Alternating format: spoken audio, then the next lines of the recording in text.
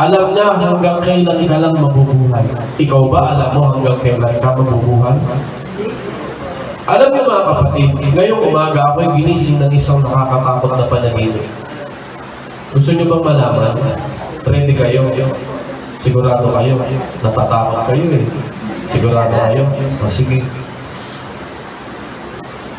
Eksakto, bago mag-alarm yung alarm ko, yun yung panaginip ko. At natatandaan ko ang bawat detalye ng panaginip. Ang sabi kasi, pag ang panaginip, nakalimutan mo, wala lang yun.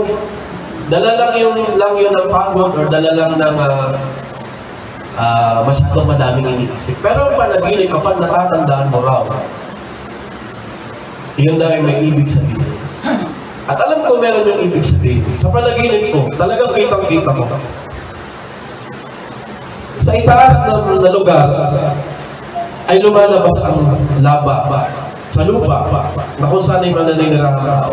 At kitang-kita ko din sa panaginip na yung dagat, na malaking dagat, ay parang may electric pang bumubugang hangin na talagang tumataas yung tubig. Tumataas ang tubig. At ang sabi nga, pag daw ganoon yung itsura ng dagat, tumakbo ka na sa pinakamataas na lugar. At nagtatakbuhan talaga kami literal. Nasa isip ko, paano yung tatay ko? Paano yung nanay ko?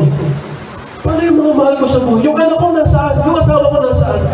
Yun agad yung nasa. Takot na takot ako sa panaginip ko. Pero tila ba, kahit natakot ako, tumatakbo lang ako ng banayan, hindi ka makatakbo ng mabilis. Naintindihan nyo? Natatakot kayo? Hindi kayo natatakot kasi hindi nila panaginipan eh. Iba kasi yung sinasabi sa talagang literal na nakita mo sa ingis, na-visualize mo sa ingis. Talagang na-visualize ko. Nasa mataas ako nakita ko yung dagat, talagang bukamin yung nakita. Yung tubig talagang nahati. Kala mo na nasa panono ko ni Moises. Natakot ako pero sabi ko, parang panaginip lang eh. Parang panaginip lang. At doon nagising lang. Isang bagay yun na pagpapaalala sa atin na tayo nasa wakas na ng panahon. Hindi mo na kailangan asahin ang bawat sandali ng iyong buhay sa mga bagay ng mundong ito dahil pwede kang mamatay anytime. Naunawaan niyo po mga kapatid.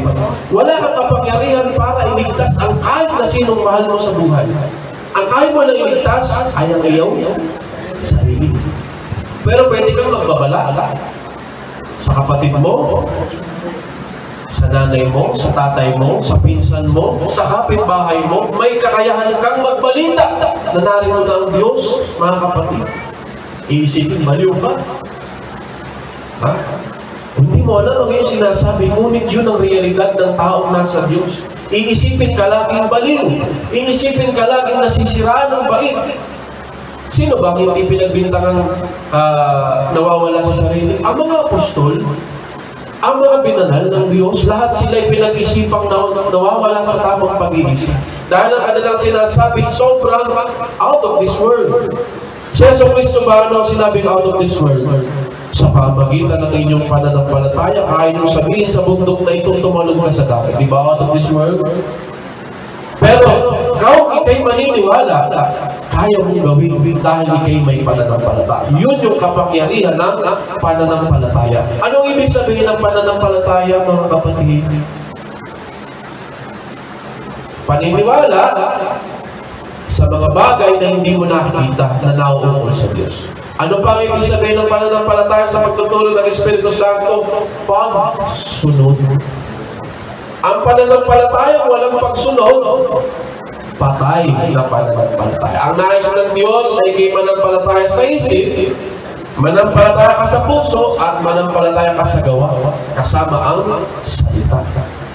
Hindi maaaring tayo nag-aaral dito, ngunit hindi natin kayang isakatuparan in real life. Ang sabi ng Ebanghelyo, alisin ang kataasan, pero lagi kang mataas sa bahay. Lagi kang hari sa bahay. Ikaw masusunod, walang iba kundi ikaw. Hindi pwede, mga kapatid. Hindi natin pwedeng i-assure na lagi kang tama sa bawat ang sinasabi. Bigyan mo ng chance sa iyong ibang magsalita, pakinggan mo ang kanilang sinasabi at baka ikaw talaga ang mali. Sa ganyang paraan, maaalis mo ang kapalaluan at mananatili ang kababaan. Amen. Ako ba'y hindi nagkakamali? No? Nagkakamali ako. At mas madalas magkamali ang saserdote. Totoo hindi. Dahil kami yung nakaprong para magsalita. Isipin ninyo mga kapatid.